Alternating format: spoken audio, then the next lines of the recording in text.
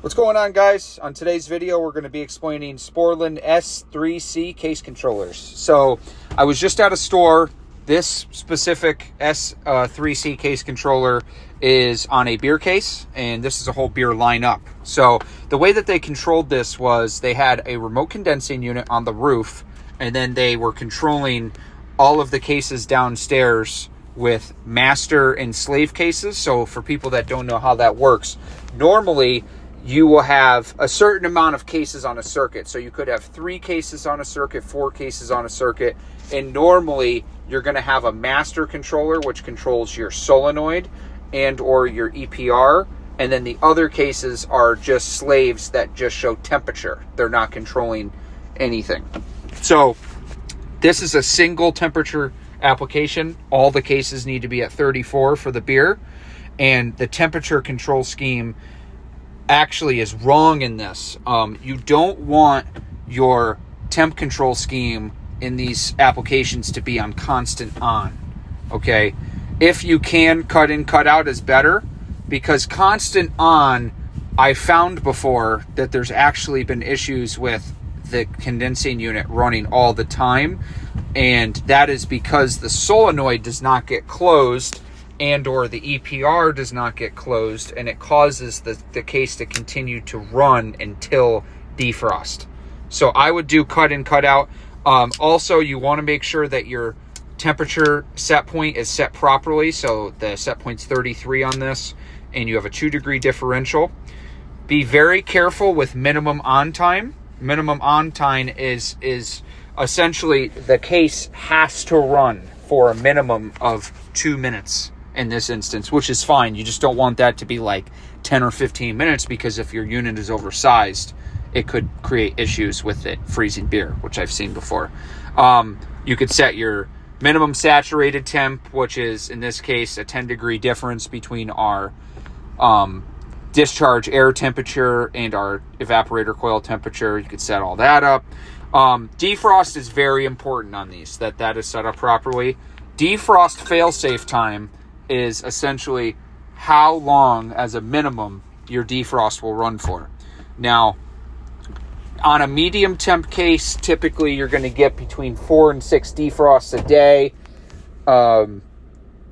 You want that right around 25 minutes. I guess it's on a case-to-case basis. I have the best luck between 25 and 30 minutes. I live in Florida, so we have very high humidity and a lot of high humidity in stores. So you're really going to need your defrost to work.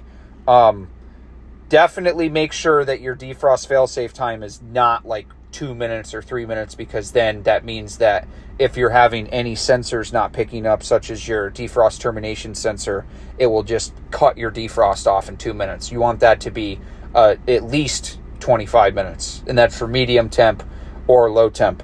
Now, this is your defrost schedule. So on your main screen, you can actually click onto your defrost, and you can see how many defrosts a day that are set up. In this case, it's 12, which is kind of high. I was told by the case manufacturer that is the proper amount for this specific setup. And it will actually tell you your times as far as what time of the day your defrost is actually set up for. So you want to make sure that your defrost is set up, not only your fail-safe time and your defrost termination temperature. And a lot of the time those temperatures get messed up where they put that defrost termination temperature way too low, and it's only running in defrost for, say, 20 minutes or 5 minutes or 15 minutes when it's supposed to run for 30 or 45 or sometimes even an hour, depending on the application. This is medium temp, so it definitely doesn't need to run for an hour. But this is your EPR control and your expansion valve control. So this case does not have an electronic expansion valve. This is just a standard mechanical TXV. But if it was an electronic expansion valve, it would basically regulate the superheat on its own, and you would set up the amount of steps, because it's actually an electronic valve. And then you have a bipolar stepper valve. That is normally on these Sporlan cases, that's always going to be an electronic EPR, so that's going to be a CDS valve, and that's going to regulate your saturated suction temperature, your SST. So I hope this video was helpful. I will go over some more stuff before we leave. Always make sure that from install these cases are indeed set up properly. That is the number one problem with these controllers, and always make sure that the firmware and the software is updated as well, and that there is a gateway working, because if there's not a gateway, you'll have to remote into Sporlan and get them to update the software or firmware normally. Well, good luck on these S3C case controllers.